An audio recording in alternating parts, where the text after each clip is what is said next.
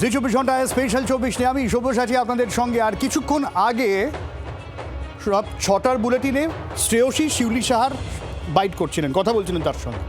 শিউলি সাহা একেবারে ক্ষোভ উগরে দিলেন বিরোধী দলনেতা নির্বাচন নিয়ে, অর্থাৎ বিরোধী দলনেতা তৃণমূল কংগ্রেস যেভাবে নির্বাচন করেছিল, মানে মমতা বন্দ্যোপাধ্যায় তৃণমূল কংগ্রেস, তাতে স্পষ্টতই উষ্মা রয়েছে বেশিরভাগ বিধায়কের, এবং এই সই জাল নিয়েও যে অভিযোগ তাতেও সমর্থন রয়েছে। অন্তত শিউলি সাহার মন্তব্যে তা স্পষ্ট হয়ে গেল।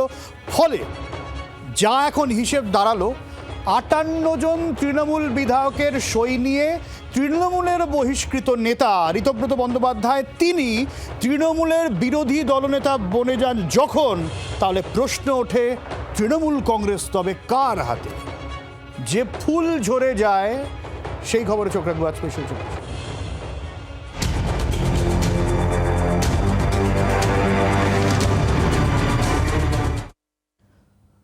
ফুল মমতা বন্দ্যোপাধ্যায়ের হাত থেকে ঝরে গেল কিনা তার তো একটা আইনি প্রক্রিয়া, প্রশাসনিক প্রক্রিয়া তো রয়েছে, কিন্তু আপাতত বিধানসভায় মমতা বন্দ্যোপাধ্যায়ের যে কোনো কর্তৃত্ব আর থাকছে না তা আজকে স্পষ্ট করে দিয়েছেন দলের বহিষ্কৃত যিনি নেতা ঋতব্রত বন্দ্যোপাধ্যায়। তিনি বলছেন মমতা বন্দ্যোপাধ্যায় পরামর্শদাতা হিসেবে থাকুন, আর অভিষেক বন্দ্যোপাধ্যায় তার কোনো রকম কোনো ভূমিকা নেই। দিনভর বিধানসভায় চলল হাই ভোল্টেজ ড্রামা। রাজনীতির অঙ্ক সব সময় পেন্সিলে লেখা যায় না, তা প্রমাণ করে দিলেন ঋতব্রত বন্দ্যোপাধ্যায়। তৃণমূলের অন্তরে ওল্ড গার্ড আর নিউ ব্রিগেডের লড়াইটা যে এই স্তরে পৌঁছবে তাকে তৃণমূল সুপ্রিমো আজ করতে পারেননি। 80 জন তৃণমূল বিধায়ক, বহিষ্কৃত 2 তৃণমূল বিধায়ক, বিধানসভায় দল দখলে প্রয়োজন 52 বিধায়ক। এদিন 58 জন তৃণমূল বিধায়কের সমর্থন নিয়ে স্পিকারের কাছে চিঠি দিলেন ঋতব্রত বন্দ্যোপাধ্যায়, যেখানে মমতা বন্দ্যোপাধ্যায় তৃণমূলে ছিল শোভনদেব চট্টোপাধ্যায়কে বিরোধী দলনেতা করার প্রস্তাব, সেখানে ঋতব্রত বন্দ্যোপাধ্যায় তৃণমূলে বিরোধী দলনেতা ঋতব্রতই। সন্দীপন সাহা, জাভেদ খান, শিউলি সাহা 3 বিধায়ক তৃণমূলের উপদলনেতা, যেখানে মমতার তৃণমূলে এই পদে নয়না বন্দ্যোপাধ্যায়ের নাম প্রস্তাব করা হয়েছিল। মুখ্য সচেতক যেখানে প্রস্তাব অনুযায়ী ছিলেন ফিরাদ হাকিম, সেখানে নতুন তৃণমূলের মুখ্য সচেতক আকরুজ্জামান। 58 জন বিধায়ক, সেই 58 জন বিধায়কের একটা টিম এই বিধানসভার অষ্টাদশ পশ্চিমবঙ্গ বিধানসভার প্রিন্সিপাল অপোজিশন। আমি বলছি আপাতত এই জন্য, কেননা আমি আরো 2 জন আছেন যারা এই মুহূর্তে এখানে নেই, রাজ্যের বাইরে আছেন। ঋতব্রতদের চিঠি গ্রহণ করেছেন স্পিকার রথীন্দ্র বসু, যদিও চিঠিতে মমতা বন্দ্যোপাধ্যায়কে সভানেত্রী হিসেবে উল্লেখ করা হয়েছে। আমি মুখে বলবো আমি আমার নেত্রী মমতা বন্দ্যোপাধ্যায়, আর আমি মমতা বন্দ্যোপাধ্যায়কে না জানিয়ে মমতা বন্দ্যোপাধ্যায়ের নির্দেশ না মেনে ওই দলত্যাগ বিরোধী আইন বাঁচাতে গিয়ে নাটক করব, দুটো তো একসঙ্গে হয় না। আমরা চিঠি দিয়েছি, ওরা কোনো চিঠি দিয়েছেন, কিন্তু এমন অনেক ব্যক্তি আছেন তারা আমাদের আগে তারা সই করেছেন, আবার এখন তারা সই করছেন। তা একই ব্যক্তি 1 মাসের এমএলএ, তারা যদি 2 জায়গায় সই করেন, 2টো চিঠি জমা পড়েছে, এবার পার্টি আলোচনা করে দেখা যায়। পরের বেলায় ঋতব্রতকেই বিরোধী দলনেতার ঘর দেওয়া হয়, যে ঘর পেতে চেয়েও পাননি শোভনদেব চট্টোপাধ্যায়, অর্থাৎ ঋতব্রত তৃণমূলে শিলমোহর দিয়েই দিলেন স্পিকার। অথচ অভিষেক বন্দ্যোপাধ্যায় আর্জি ছিল শোভনদেব চট্টোপাধ্যায় বিরোধী দলনেতা হোক। সেই চিঠি নিয়ে সই জাল বিতর্ক, তাতে ঋতব্রত সন্দীপন সাহার বহিষ্কার, তারপর বিরোধী দলনেতার পথটাই হাতছাড়া। মঙ্গলবার ফের একই আর্জি জানিয়ে স্পিকারকে চিঠি দেয় মমতা অভিষেকের তৃণমূল, যদিও সেই চিঠি গৃহীত হয়নি। বুধবার বিধানসভায় আসেন স্পিকার, আর তারপরে স্পিকারের ঘরে গিয়ে তার সঙ্গে দেখা করেন ঋতব্রত নেতৃত্বে কয়েকজন তৃণমূল বিধায়ক। 58 বিধায়কের সই করা চিঠিও জমা দেন। সেই চিঠিতে স্বীকৃতি দিয়েছেন স্পিকার। বিধানসভায় বিরোধী আসন দখল করলেন ঋতব্রতরা, অথচ দলনেত্রী মমতা বন্দ্যোপাধ্যায়। তাহলে এক্ষেত্রে মমতা বন্দ্যোপাধ্যায়ের ভূমিকা কি? আমরা মাননীয়া মমতা বন্দ্যোপাধ্যায়কে আমাদের প্রধান পরামর্শদাতা হিসেবে থাকবার জন্য অনুরোধ জানাচ্ছি। আমি আবার বলছি, আমি মাননীয়া মমতা বন্দ্যোপাধ্যায়কে আমাদের এই পরিষদীয় দলের প্রধান পরামর্শদাতা হিসেবে থাকবার অনুরোধ জানাচ্ছি। তাহলে কি দলের রাশ এখন থেকে নতুন তৃণমূলেই? পুরনো তৃণমূল আঁকড়ে থাকা দলনেত্রী সেফ পরামর্শদাতা, আর অভিষেক বন্দ্যোপাধ্যায়? পশ্চিমবঙ্গ বিধানসভার সঙ্গে অভিষেক বন্দ্যোপাধ্যায়ের কোনো সম্পর্ক নেই। অভিষেক বন্দ্যোপাধ্যায়ের সঙ্গে অষ্টাদশ পশ্চিমবঙ্গ বিধানসভার দূর দূরান্তের কোনো সম্পর্ক নেই। আমরা তৃণমূল কংগ্রেসের প্রতীকে ৮০ জন বিধায়ক তারা নির্বাচিত হয়েছেন, তার মধ্যে ৬০ জন বিধায়ক আপাতত মনে করেছেন রীতিনীতি মেনে যে এটাই হচ্ছে এই অষ্টাদশ বিধানসভার ভেতরে প্রিন্সিপাল অপোজিশন। বিশেষজ্ঞদের মতে বিধানসভায় কার্যত অবলুপ্তি ঘটল মমতা বন্দ্যোপাধ্যায়ের।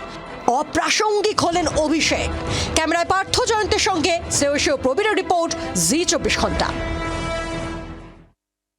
এবার দেখুন অভিষেক বন্দ্যোপাধ্যায় কতটা অপ্রাসঙ্গিক হলেন কুণাল ঘোষের বক্তব্যে ইঙ্গিত পাবেন। সরাসরি তো কুণাল ঘোষ এখন কিছু বলছেন না, এবারে কুণাল ঘোষ কতটা ধুরন্ধর কি না এবারে সে নিয়েও চর্চা চলছে। যেটা হয়েছে all India Trinamool Congress AITC এই হ্যান্ডেলটা তো এখনও মমতা বন্দ্যোপাধ্যায়ের কথা মতোই চলছে। তো সেখান থেকে একটা এক্স হ্যান্ডেলে পোস্ট করা হয়েছিল যে তৃণমূল কংগ্রেসের যাবতীয় যা কমিটি আছে সেটা ডিসলভ করা হলো। কমিটি যখন ডিসলভ করা হলো তখন প্রশ্ন উঠছে তাহলে বিভিন্ন যে দলীয় পদগুলো রয়েছে সেগুলো কি হবে? সর্বভারতীয় সাধারণ সম্পাদক পদে অভিষেক বন্দ্যোপাধ্যায় রয়েছেন কিনা, কি বলছেন কুণাল ঘোষ শুনি। अभिषेक बनर्जी अभी भी क्या पार्टी का जनरल सेक्रेटरी है? আমাদের ডিসিশনটা আমি বলতে পারি, আপনি কাকে নিয়ে কোনটা ভাববেন আপনার প্রবলেম। আমাদের বক্তব্য হচ্ছে দলের সর্বস্তরের সব কমিটি, পার্লামেন্টারি পার্টিটা বাদ দিয়ে দলের সর্বস্তরের সব কমিটি, শাখা সংগঠন বা ইত্যাদি যা যা আছে দলের সর্বস্তরের সব কমিটি। हिंदी में बता दीजिए। দেখুন যে তৃণমূল আমরা দেখে এসেছিলাম সেই তৃণমূল যে আর এই তৃণমূল নেই সেটা কিন্তু স্পষ্ট হয়ে গেছে। নবান্নে আজকে মুখ্যমন্ত্রীর প্রশাসনিক বৈঠক ছিল, সেখানে এই যে ৫৮ বিধায়ক সই করেছেন তাদের অনেকে তো ছিলেনই। ইন্টারেস্টিংলি সেখানে নয়না বন্দ্যোপাধ্যায় ছিলেন, ফিরহাদ হাকিম গেছিলেন, কুণাল ঘোষ গেছিলেন এবং সেই তৃণমূল এই তৃণমূল ঋতব্রত তৃণমূল ও মমতার তৃণমূল ফারাক যে একটা রয়েছে তা কিন্তু স্পষ্ট এবং সেই স্পষ্টতাটা প্রকাশ্যে এলো কুণাল ঘোষের বক্তব্যে।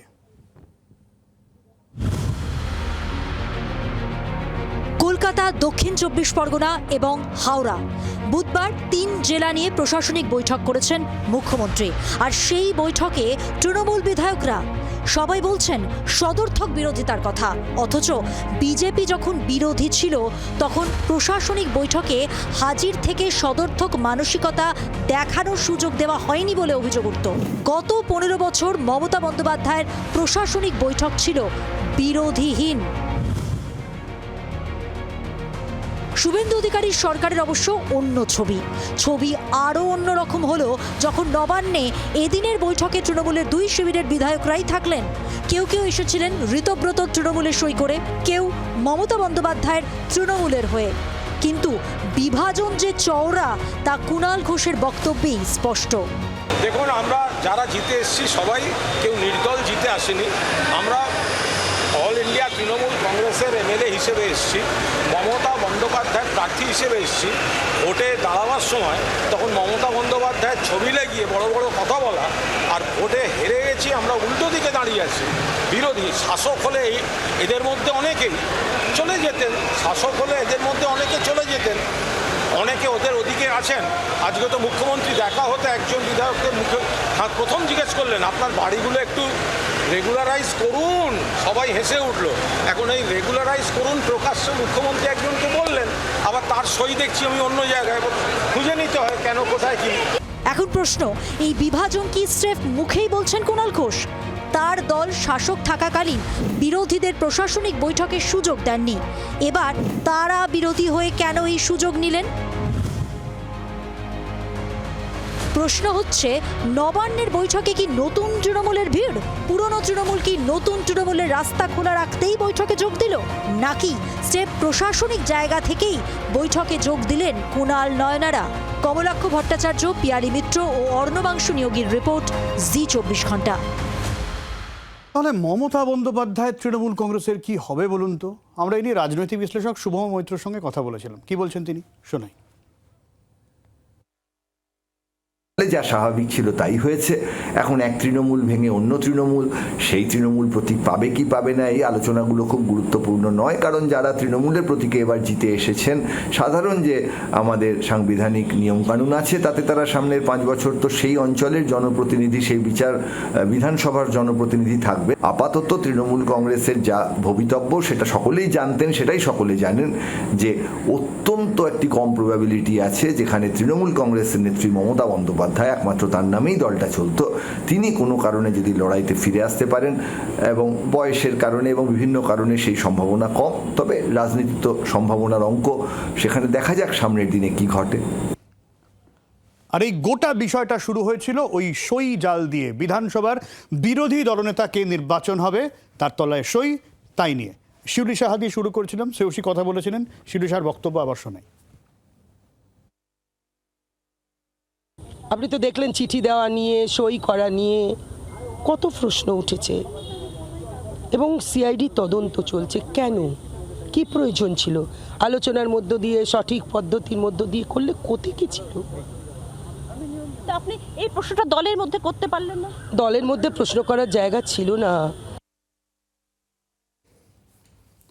কাজী মাসুম আক্তার রয়েছেন শিক্ষাবিদ আমার সঙ্গে এই মুহূর্তে। মাসুমদাকে জিজ্ঞেস করি, মাসুমদা তাহলে বুঝুন যে তৃণমূল কংগ্রেসের বিধায়করাই বলছেন যে যেভাবে বিরোধী দলনেতা নির্বাচিত হয়েছিল সেটা খাপ খায় না, এবং তারপরে এই অবস্থা, মানে দলের বহিষ্কৃত নেতাই এখন বিরোধী দলনেতা বলে গেলেন। এসবগুলো এক একটা কথার কথা।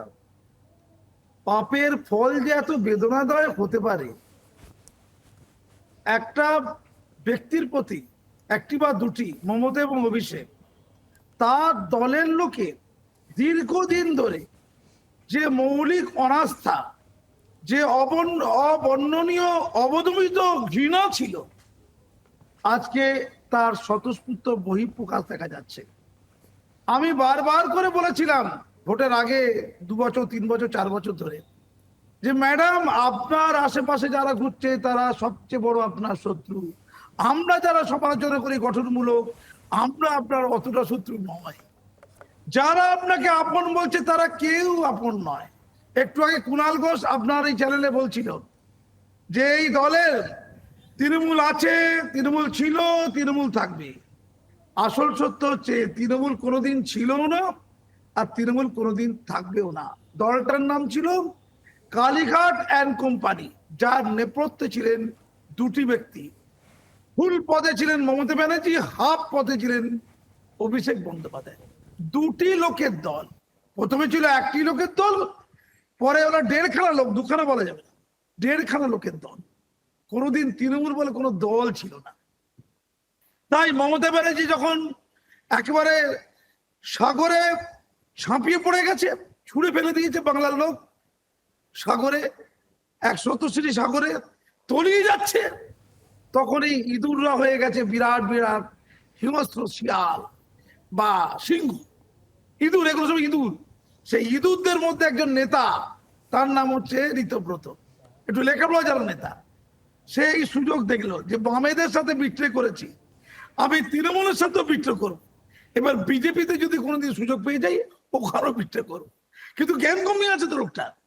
সে ঠিক ওই জাল সইয়ের ইস্যুটাকে বড় করে দেখিয়ে, ওটার এক্সকিউজ, লেম এক্সকিউজ, ওটা বড় করে দেখিয়ে তৃণমূল দলটাকে হাইজ্যাক করে নিল।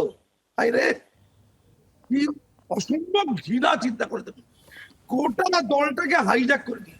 আচ্ছা, অভিষেককে বাঁচানোর জন্য, একটু বলে নি, অভিষেককে বাঁচানোর জন্য কুণাল বলছে দাদা আমি এত ব্যাটিং করে আর পাচ্ছি না, আমি তো নিজেই টাকাদারি বলেছিলাম সেই কবে। ও ব্যাটিং করছে, ওটা ও চলে যাবে, কেউ থাকবে না। আচ্ছা, আমি আসবো মাসুমদা, আপনার কাছে আসছি। এই যে দেখুন, বহিষ্কার তো করা হলো সন্দীপন সাহা, ঋতব্রতকে, তারা তো ব্যাটিং করে দিলেন।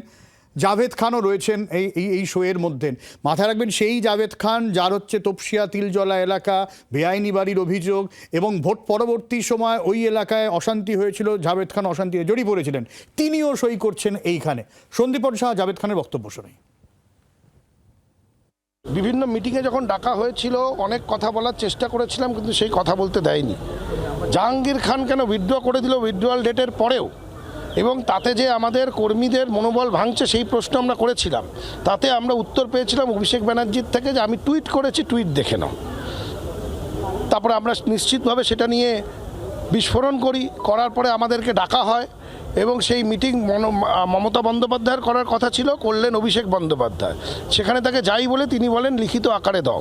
তো সেখান থেকে তো পরিষ্কার হয়ে গেল যে কথা বলে যদি লাভ না হয়, কথার যদি কেউ শোনার না থাকে, তাহলে তাকে সেখানে কথা বলার তো প্রয়োজন নেই।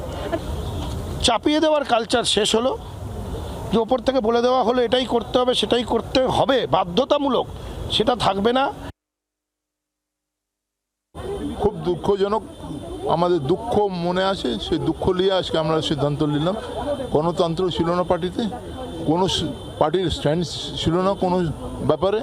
আমি পার্টির মধ্যে বলবার চেষ্টা করেছি, কিন্তু আমাকে চুপ করিয়ে দেওয়া হয়েছে। মানে এ ভারী অদ্ভুত মাসুমদা, সবাই এতদিন ধরে বলার চেষ্টা করলেন, চুপ করে এলো, কেউ বলতে দিল না। আজকে বললেন তো বললেন, একেবারে দল ভেঙে ছত্রখান। দেখুন কি ভয়ঙ্কর ট্র্যাজেডি না। তৃণমূল দল আছে, 80 জন থাকলেও আছে, সেই দলে মমতা ব্যানার্জি নেই। বলছে মমতা ব্যানার্জি এখন পরামর্শদাতা, আর অভিষেক আমাদের কেউ না, তাকে চিনি না।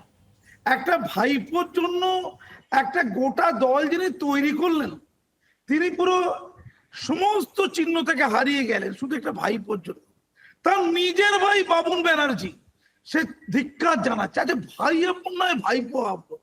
পৃথিবীর ইতিহাসে এত আপন ভাইপো কোনোদিন পয়দা হবে বলে মনে হয় না। ওটা কি সত্যিই ভাইপো? মনে প্রশ্ন জেগে যায়। কৃষ্ণেন্দু নারায়ণ চৌধুরী বলছে ওই অভিষেক হচ্ছে চোর, দুর্নীতিবাজ, দুরাচারী। চোর, দুর্নীতিবাজ, দুরাচারী, অভিশপ্ত। আচ্ছা, চোর বলছে তো কৃষ্ণেন্দু নারায়ণ, মমতা জানে না ও চোর? গোটা পশ্চিমবঙ্গ জানে। তারপরে ইডিওকে এখনো জেলে ঢোকাই, ইডি এখনো খুঁজে বেড়াচ্ছে। আমি পরিষ্কার করে জাভেদ খানের কথা বলতে চাই। জাভেদ খান খুব ভয়ঙ্কর একটা কথা বলেছে। যেদিনে ঈদোজ্জোহা অনুষ্ঠান পালিত হলো, ওই দিনে ব্রিগেড প্যারেড গ্রাউন্ডে অনুষ্ঠানটা করার নির্ধারণ ছিল পশ্চিমবঙ্গ সরকারের, শুভেন্দু সরকারের। ওই দিন নাকি মাননীয় ওকে বলেছিলেন, কাকে? জাভেদ খানকে, যে আপনি রেড রোডে ঈদের অনুষ্ঠান করুন আপনার দলের লোকজনকে নিয়ে, আপনার লোকজনকে নিয়ে, যাতে করে ওই অনুষ্ঠানকে কেন্দ্র করে দাঙ্গা হাঙ্গামা হয়, গুলি চলে, কিছু ঈদের জোহা পালন করেই নামাজি যাতে মারা যায়, সেই ডেড বডি নিয়ে দিদি আবার রাজনীতি করবেন। এইটা কে বলছে? জাভেদ খান স্বীকার করছে। তার মানে জাভেদ খান সাহেব বিগত 15 বছর ধরে এই নোংরা রাজনীতি আবৃত্তি করেছেন। ফিরাদ হাকিম করেছে, সিদ্দিকুল্লাহ করেছে, সুলতান আবেদরা করে গেছে, টানা 15 বছর ধরে গোটা জাতিকে খান খান করার জন্য। আর এই কাজটা করেই তো বিজেপিকে ক্ষমতা এনে দিলেন আপনারা। আপনারা যদি নোংরামি নষ্টামি না করতেন, মমতা ব্যানার্জি যদি 1 সেকেন্ডে সংখ্যাগুরুদের শেষ করে দেওয়ার কথা না বলতেন, যদি শামসেরগঞ্জ না হতো, এভাবে হিন্দুরা ঐক্যবদ্ধ হতো না। আপনারা বিজেপিকে ক্ষমতায় নিয়ে এসেছেন। আজকে বিজেপি সবকিছু ভালো লাগছে। এতদিন নরেন্দ্র মোদী তো সবকিছু খারাপ লাগছিল, এখন শুভেন্দু অধিকারী সবকিছু ভালো লাগছে কেন? আচ্ছা, আমি এই জায়গা থেকে মাসুমদা, ওই ঋতব্রতর যে বিষয়টি, মানে তৃণমূল তাহলে কর্তৃত্ব তাহলে কোথায় চলে গেল? বিধানসভার অঙ্কটা তো স্পষ্ট। কি বলছেন ঋতব্রত এই নিয়ে একবার শোনাই। এই পশ্চিমবঙ্গ অষ্টাদশ বিধানসভার ভেতরে ঘাসফুলের প্রতীকে যারা জিতেছেন, তার মধ্যে 2/3 বেশি বিধায়ক হচ্ছে আমরা। পার্লামেন্টারি নর্মস যা রয়েছে, আমরা তো নর্মস, পার্লামেন্টারি নর্মস অনুযায়ী we are the real principal opposition here. তাহলে রিয়েল প্রিন্সিপাল অপোজিশন যখন ঋতব্রতরা হন, তাহলে মাসুমদা আমি এখন তাহলে কি বলবো, তৃণমূল কার আপনার মতে কার? তৃণমূল হচ্ছে যারা মমতা ব্যানার্জি আর অভিষেকের বিরুদ্ধে আছে, তারা মানে তৃণমূল করে না। ওরা কিন্তু আবার বলছে নেত্রী মমতা বন্দ্যোপাধ্যায়। একদম। আপনি কল্পনা করতে পারছেন এই ঋতব্রত কালকা যোগী, সে এসে বলছে ঠিক আছে আমরা তো তৃণমূল দলটা নিয়ে নিয়েছি, আর মমতা ব্যানার্জি এতদিন খেটেছে, তাকে পরামর্শদাতা রেখে দেবো। ভাবতে পারছেন? আর অভিষেক ওকে চিনি না, ওসব বাইরে। এর চেয়ে বড় ট্র্যাজেডি কি? আপনি অভিষেকের কথা বললেন, মাসুম আপনার কাছে আসছি। আমি একটু শিউলি শাহ অভিষেককে নিয়ে কি বলেছেন একবার শুনিয়ে আপনার কাছে আসছি। দলের মধ্যে প্রশ্ন করার জায়গা ছিল না। আমি 15 বছরে এমএলএ অবস্থায় আমার সভাপতি আমাদের রাজ্য সম্পাদকের সঙ্গে সর্বভারতীয় তৃণমূল কংগ্রেসের সাধারণ সম্পাদকের সঙ্গে 1:1 কথা বলার 5 মিনিট সময় পাইনি। হ্যাঁ, ভোটের সময় প্রচারে গেছিলেন, আবার তিনি ভোটের দিন আমি ফোন করেছিলাম, রিং ব্যাক করেছিলেন। এটা আমার পাওয়া, বুঝতেই পারছেন কথা বলার স্পেস ছিল না। আর যা কিছু করেছি ভয়ে ভক্তিতে করতে হয়েছে। না, আমি যদি মাসুমদা মানে এক কথায় উত্তর খুঁজি, আমি যদি তৃণমূল বিধায়কদের রেজাল্টের পরপর বক্তব্য শুনি, দলের এই অবস্থার কারণ হিসেবে একমাত্র একটাই নাম বারবার উঠে আসছে, অভিষেক বন্দ্যোপাধ্যায়। না তারপরে দেখুন দাদা, সেই অভিষেককে নিয়ে কি হ্যাংলামিটা হলো, যেখানে দেখতে গণতন্ত্র নেই, কিচ্ছু গণতন্ত্রের ছিটে ফোটা নেই, ভয়ে সবাই খাচ্ছে। ভয়ে কি ভক্তি হয়? ভয়ে কোনোদিন ভক্তি হয়? আর মমতা ব্যানার্জি নাকি খুব বেশি রাজনৈতিক অভিজ্ঞ। হেরে যাবার পরপর দুটো আত্মঘাতী সিদ্ধান্ত। এক হচ্ছে উনি মিটিং ডাকলেন, আমি ওই দিনে বলেছিলাম যে মিটিং ডেকে মমতা ব্যানার্জি নিজে প্রমাণ করবেন যে কালীঘাটে তার মিটিং এ তার দলের বিধায়ক তার নেই, এটা নিজে প্রমাণ করতে চাইছেন। ঠিক তাই হলো, 1/4 লোক এসেছিল। তারপরে উনি এবার ধর্ণা ডাকলেন, আমি বললাম আবার একটা পেরেক পুঁতে নিজেকে প্রমাণ করতে। উনি যখন বক্তব্য শেষ করছেন, কয়েকটা লোক মাত্র বসে আছেন, কটা বিধায়ক আর কয়েকটা অনুগামী। আচ্ছা, দিল্লজ্জুত। আর উনি হেরে যাবার পর কালীঘাটে যে মিটিং ডেকেছিলেন, সেই মিটিং এ প্রত্যেকে বলছেন, প্রত্যেকে উঠে দাঁড়িয়ে অভিষেককে হাততালি দাও। এবং সেই তার নমুনা, তার রেজাল্ট, সেই হাততালির রেজাল্ট আমরা এখন দেখতে হচ্ছে। অনেক ধন্যবাদ মাসুমদা আপনাকে। আরো খবর রয়েছে, এই খবরই থাকবে। ফিরে আসছে বিরতির পর, সঙ্গে থাকুন।